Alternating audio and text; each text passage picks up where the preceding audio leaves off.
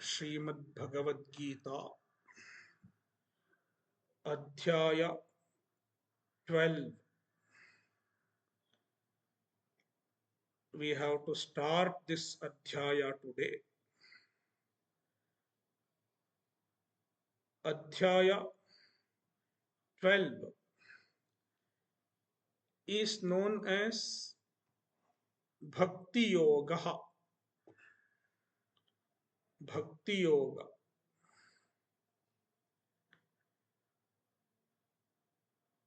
The name Bhakti Yoga fits to this chapter on account of two reasons. Reason number one, the chapter begins with statement of the greatness of Saguna Bhakti, devotion to the Ishvara with a form. And reason number two, the chapter concludes with the description of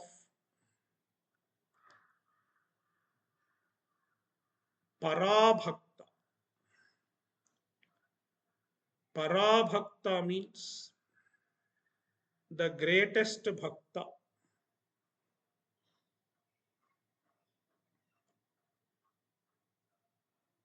The greatest bhakta is none other than an Atmajnani.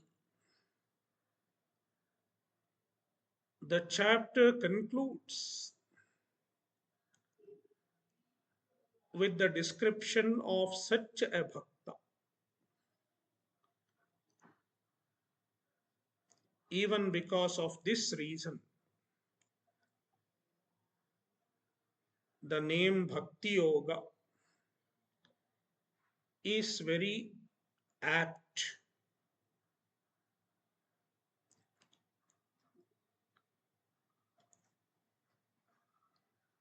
The chapter starts with the question by Arjuna.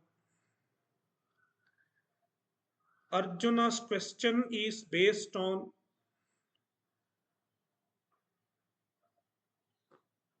Bhagavan's teaching up to Adhyaya 11, and more specifically, it is based on the last and final shloka of Adhyaya 11, that is Mad Karma Kranmat Paramo Mad Bhakta Sangavarjitaha, which immediately precedes Arjuna's question. Let us read the first shloka. Arjuna Uvacha Evam Satata Yuktaye Bhaktastvam Paryupasate Ye Chapyaksharamavhyaktam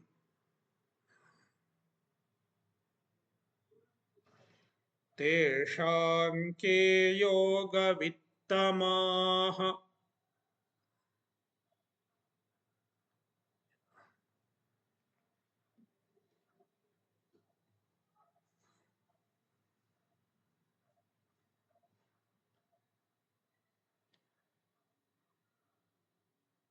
To understand this question, we have to remember a basic concept. regarding Vedanta.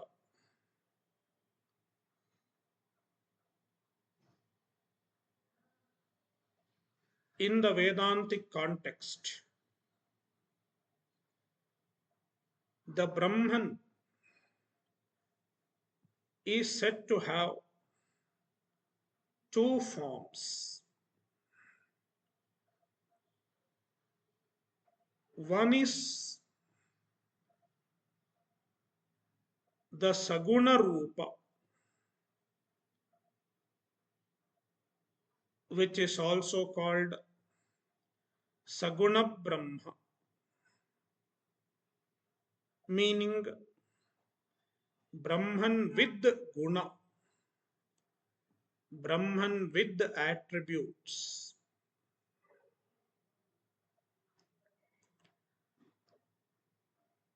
And the other form is the Nirguna,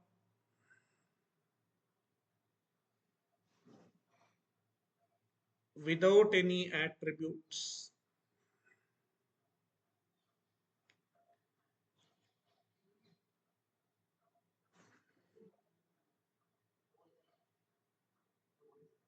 It is not that there are two Brahmans. One is Saguna, another is Nirguna. It is not so. The same Brahman is both Saguna and Nirguna.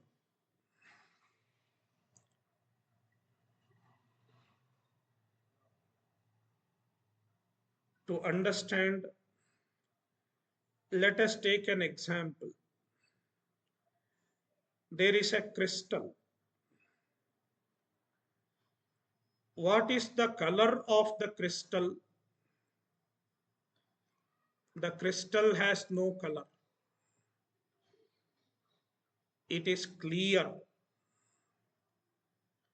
That is why we say crystal clear. No color. But when we keep a hibiscus flower near the crystal, the same crystal appears red.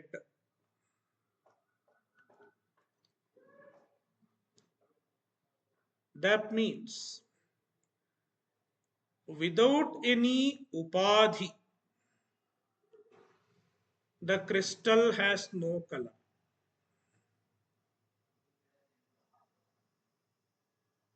But when there is an upadhi, the crystal as though gets a color, as though becomes red. In the same manner, in his own nature, Brahman has no guna. Brahman has no attributes. That is why Brahman is called Nirguna. Whereas, on account of the association with the Upadhi, known as Maya,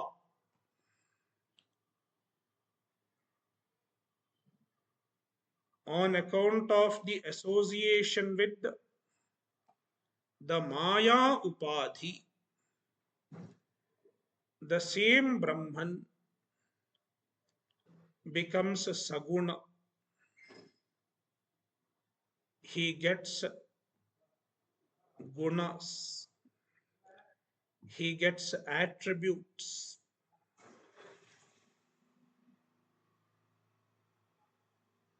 And with the help of the Maya Upadhi,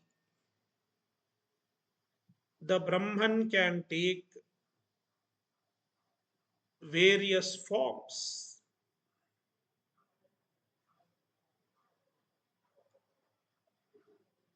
then the Brahman is called Saguna Brahma.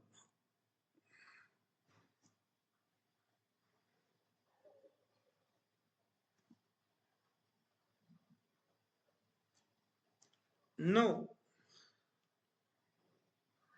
a seeker can either relate to the Nirguna Brahma or the Saguna Brahma.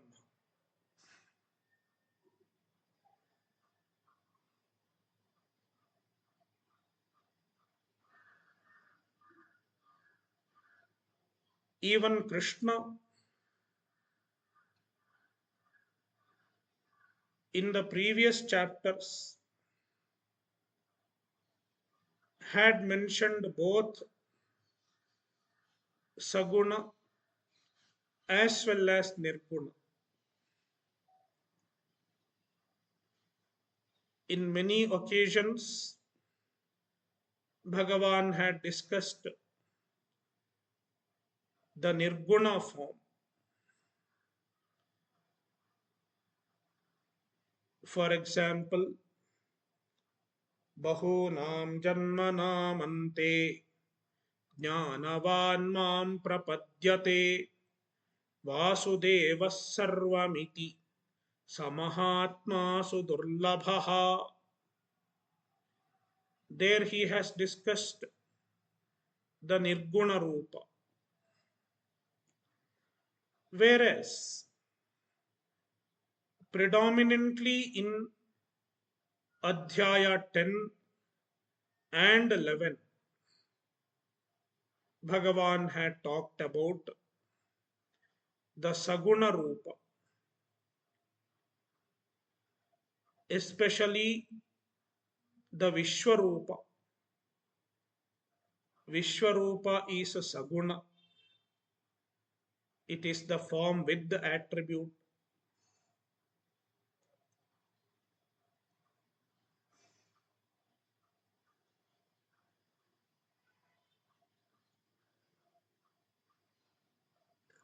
Therefore, Bhagavan has talked about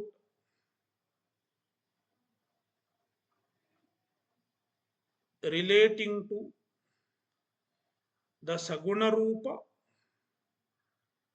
as well as the Nirguna Rupa. Now, among the seekers, among the mumukshus, majority will relate to the Saguna because Saguna is easier to relate. Our mind can relate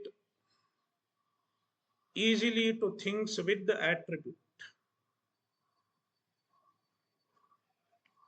because all the things that we see around us is Saguna. Any object you see around you is Saguna. It may be a tree, it may be a stone, it may be any other animal, all are Saguna. In the same manner, even the space is Saguna. Akasha, space, it is Saguna or Nirguna. Space is Saguna because even the space has an attribute. Shabdaha, sound is the attribute of the space according to the philosophy.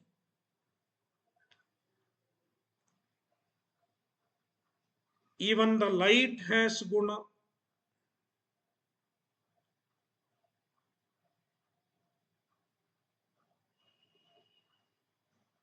Light has colors. Colors are guna, attributes. Therefore, every object that we think of in the world has some or the other guna, some or the other attribute.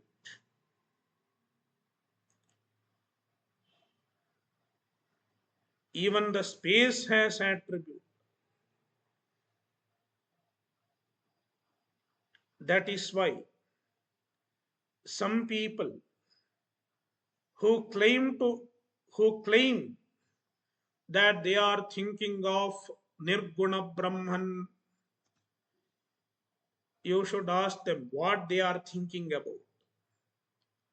Perhaps they are thinking about empty space,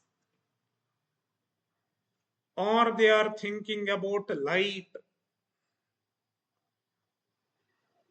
Some people imagine the God in the form of light. Some people may think of the God in the form of space. And then they claim that they are relating to the God without attribute. But they are making a mistake, because even if they imagine the God in the form of space, it is not nirguna, it is saguna. Or even if they think of the God in the form of light,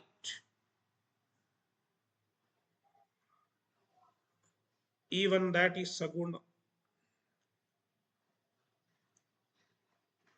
It is not easy to relate to nirguna because we don't know what nirguna is. Ever since our birth, we have been relating to only saguna.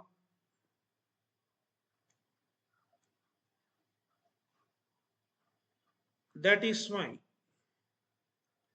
for a beginner, there is no choice but to relate to the Ishvara, relate to the Brahman in the saguna form only.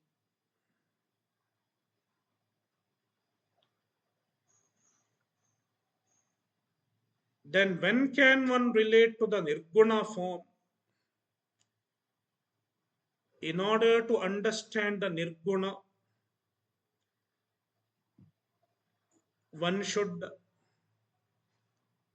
study the Vedanta.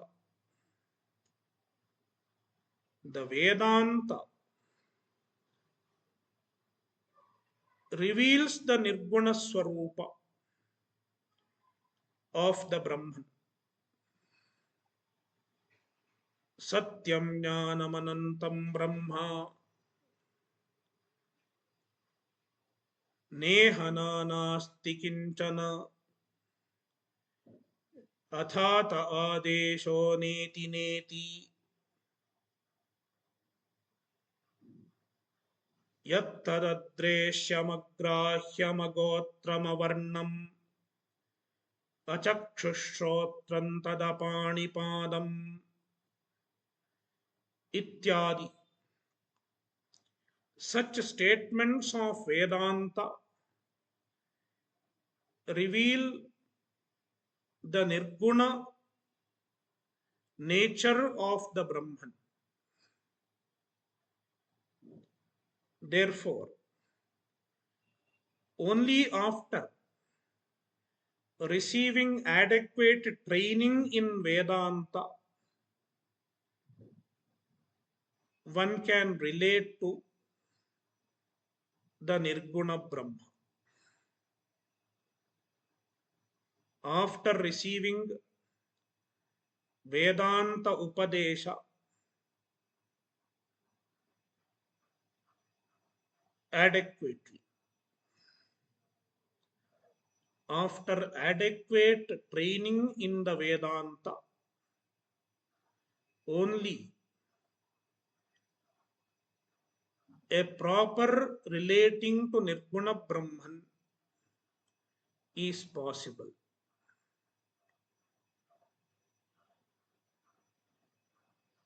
Without proper training in Vedanta, if somebody claims, I am meditating on Nirguna Brahma, he is having a misconception, because at the maximum, he will just think of some empty vacuum. Empty vacuum is nothing but space. It is also Saguna.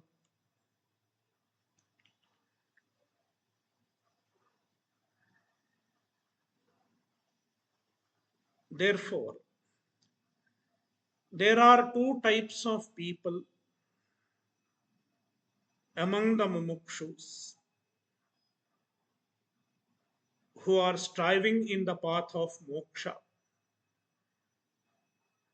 Some are relating to Saguna Brahma. That means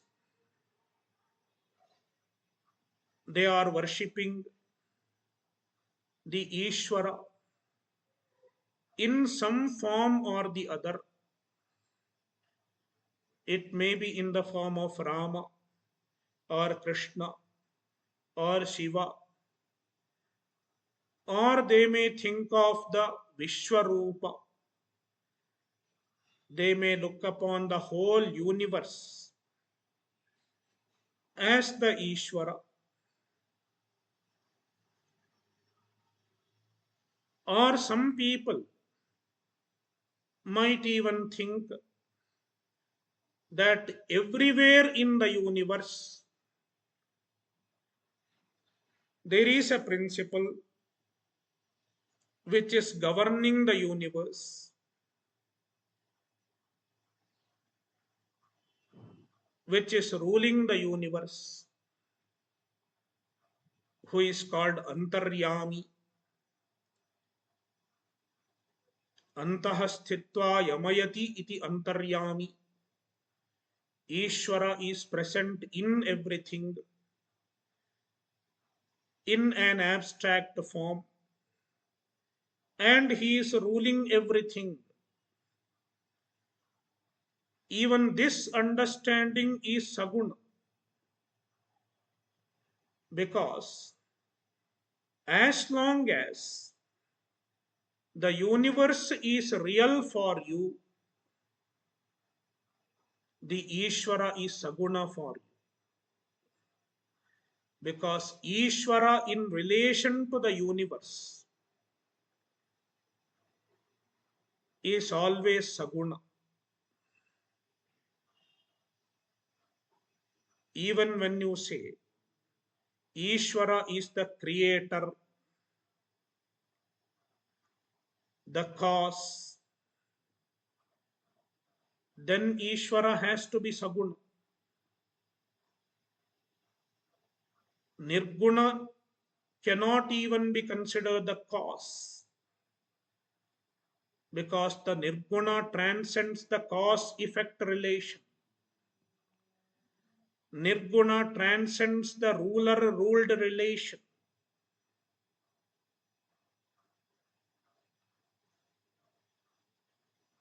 Therefore, as long as the universe is real for me, Brahman is Saguna for me.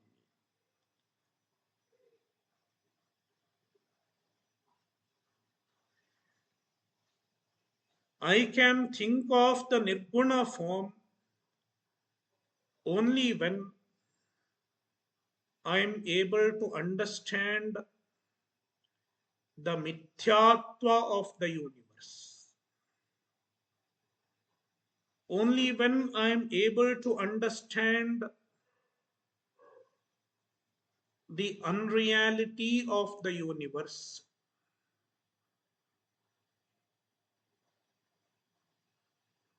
I can relate to the Nirguna.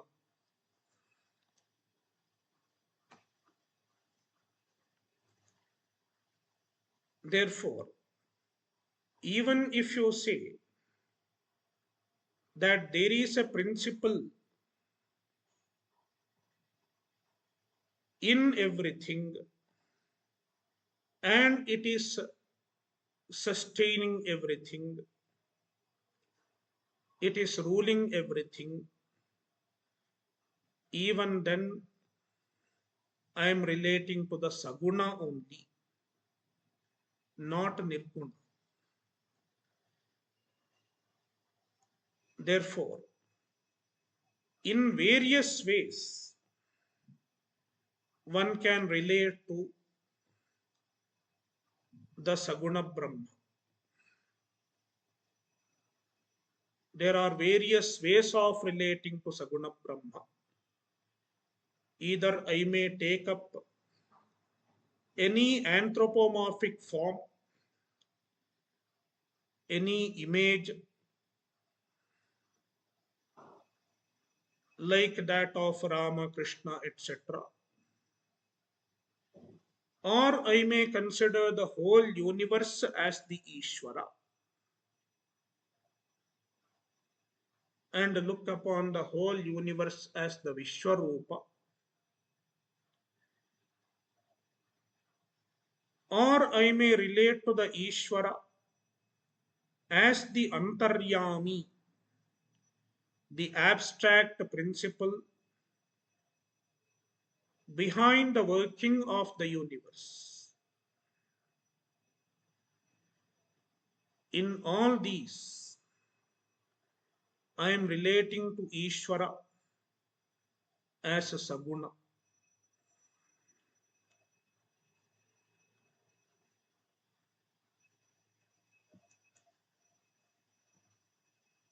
So, many people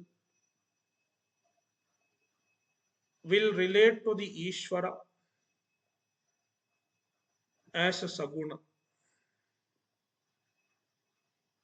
Then there are a few people who are pursuing the Nirguna Brahman, the Nirguna form.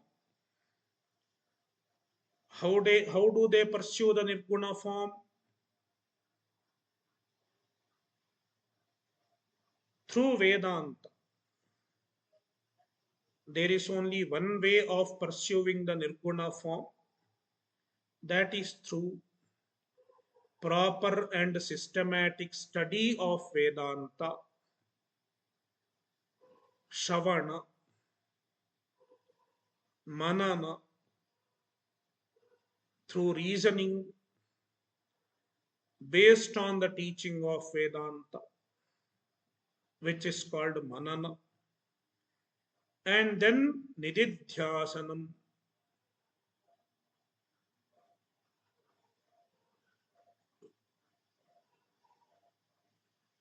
abiding or contemplating on the vision revealed by the Vedanta is called Nididhyasana.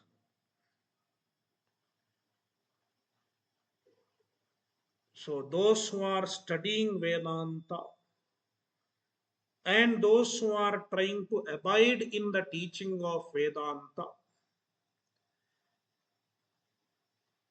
they are making an effort to relate to the Nirguna Swarupa of the Brahman. Both type of people are there. And Krishna has talked about both types of people so far. And now Arjuna is asking, among the two types of people, who are greater yogis? Who are greater sadhakas?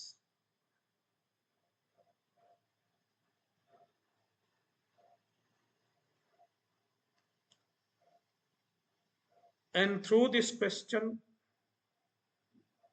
Arjuna is implying which sadhana is better,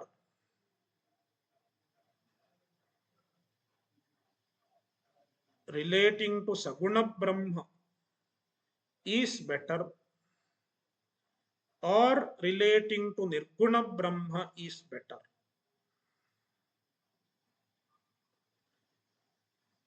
This is the implication of Arjuna's question. See the verse. Arjuna Uvacha. Let us read. Arjuna Uvacha. Evam satata yuktaye bhaktastvam paryupasate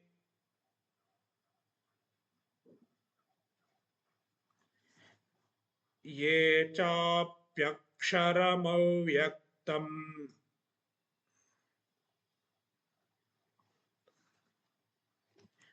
tesham ke yoga vittamaha.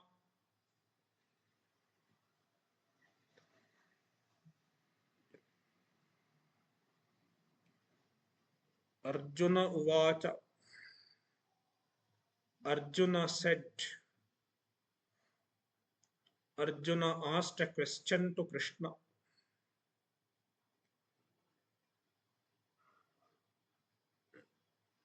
In the question, Arjuna is mentioning two types of people. The first ones are the Saguna Brahma Upasakas, those who worship the Saguna Brahma, those who relate to the Saguna Brahma, as described in the previous Adhyaya, in the previous chapter, Shloka 55. Matkarma kranmat paramo madbhaktas sangavarjitaha nirvairas sarvabhuteshu yassamameti pandava. They are referred to as evam satatayuktaha tvam paryupasate ye bhaktaha, the bhaktas,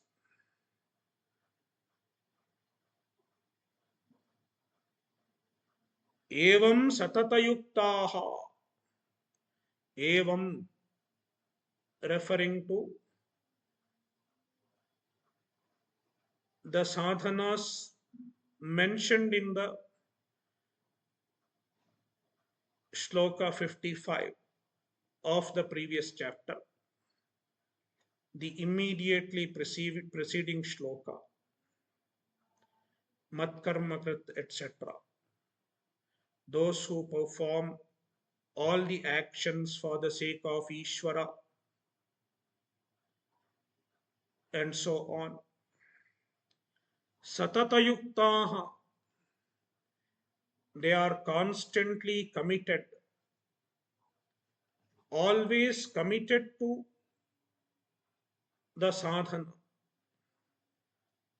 always committed to the Ishvara and the sadhanas to reach the Ishvara. Tvam paryupasate, they worship you, they relate to you, the Saguna Brahma. Yecha api, and also some other people who relate to the Nirguna Brahma. The Nirguna Brahma is called avyaktam aksharam. It is avyakta. Avyakta means it is not available to our senses,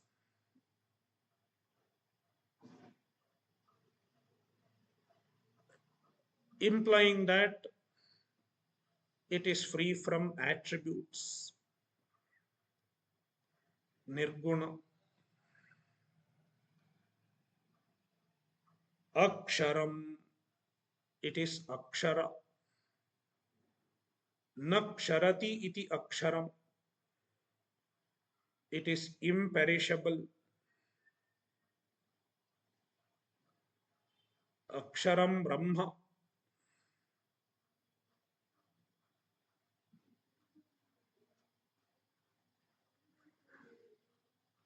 Aksharam Brahma Paramam. It was mentioned in Adhyaya 8.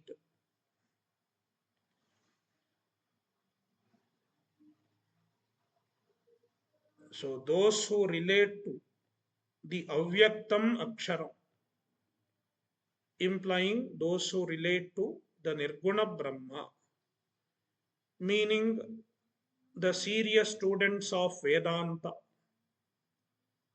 those who do Shavana, Manana and Nididhyasana, Tesham,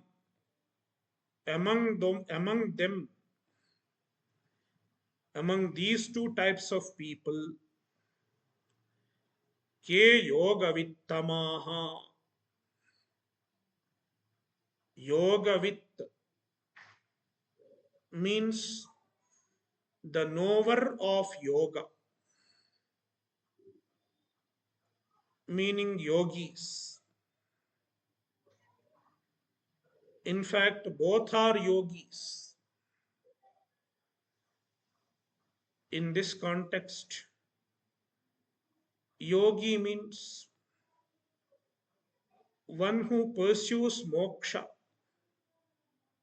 one who does any sadhana to attain moksha is called yogi.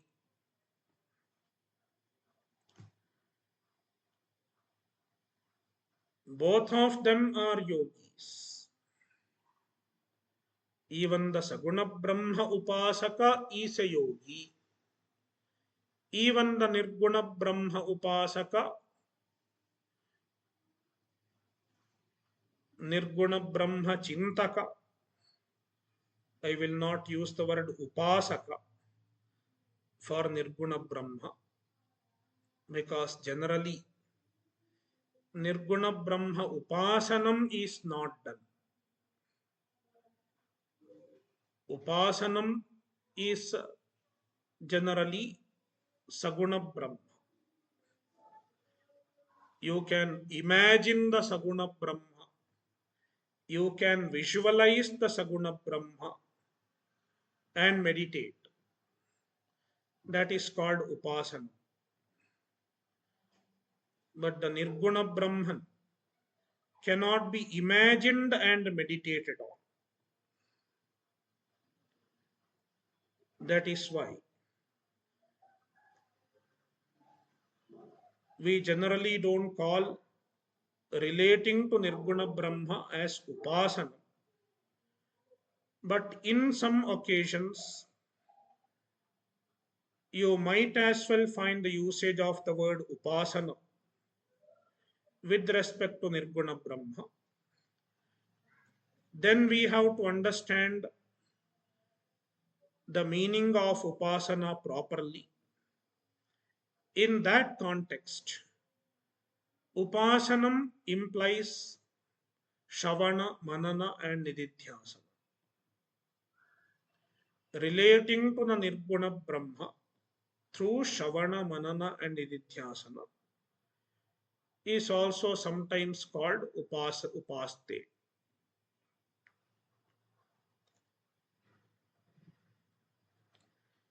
So both are Yoga Vitt.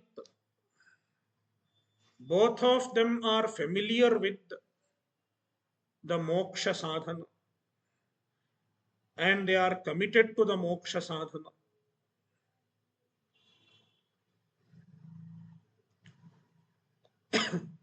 But among the two types of people, who is a greater yoga with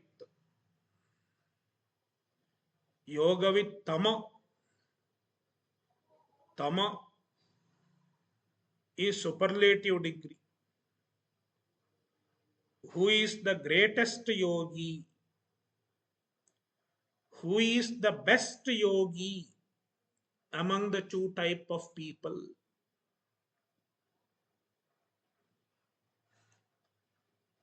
This is Arjuna's question.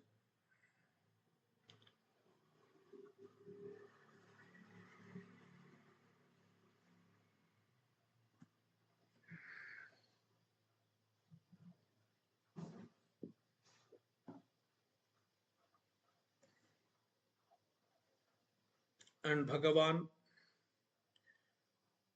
will start answering this question from Shloka 2.